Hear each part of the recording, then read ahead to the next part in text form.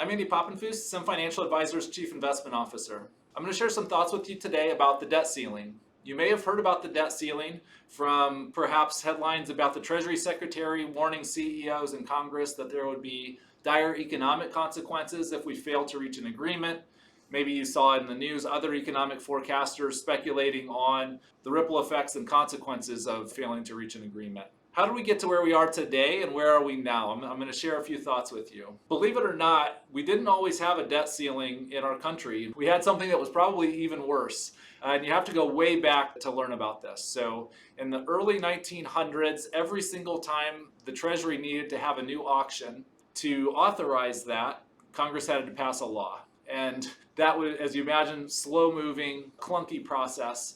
And around that time, World War I started. So in 1917, we said, we're going to get rid of this old way. We're going to try something new, something called the debt ceiling. And rather than have auction by auction trying to get a law passed in DC, we're going to have the debt ceiling that gives a broad, bigger authorization. And then the Treasury can work through that borrowing over time.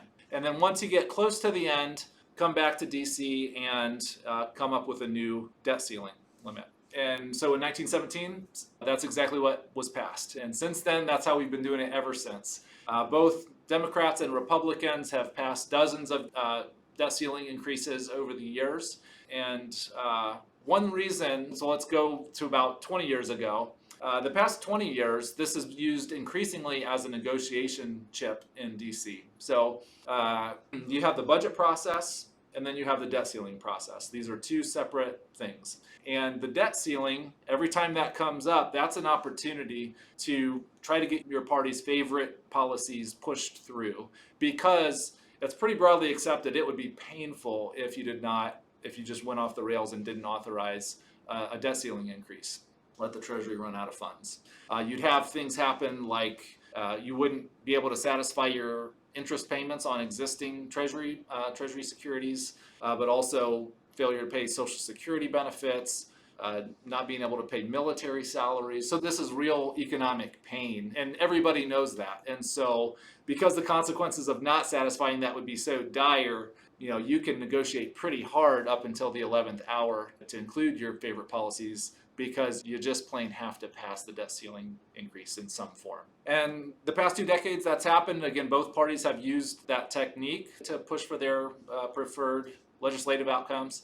And it tends to go toward the 11th hour. Right now, so it's called the X date, when it's expected that the Treasury runs out of funds. And the current X date is forecast. Most people put it around June 1st. So we have a few weeks until we're really faced with that. And I personally was expecting us, again, no good news. Oh, we're worlds apart. It's to negotiate harder, all the way up and then slop something together 24 hours before the deadline. And we finally got some good news. It's not the best economic headline you've ever heard, but it's a lot better than what I was expecting. Just last night, after talks, both sides suggested that we're a lot closer than one would think. So after weeks and even months of no optimism and no good news on the debt ceiling process, we had Speaker McCarthy last night. His quote, "It's possible to get to a deal by the end of the week. It's not that difficult to get to an agreement."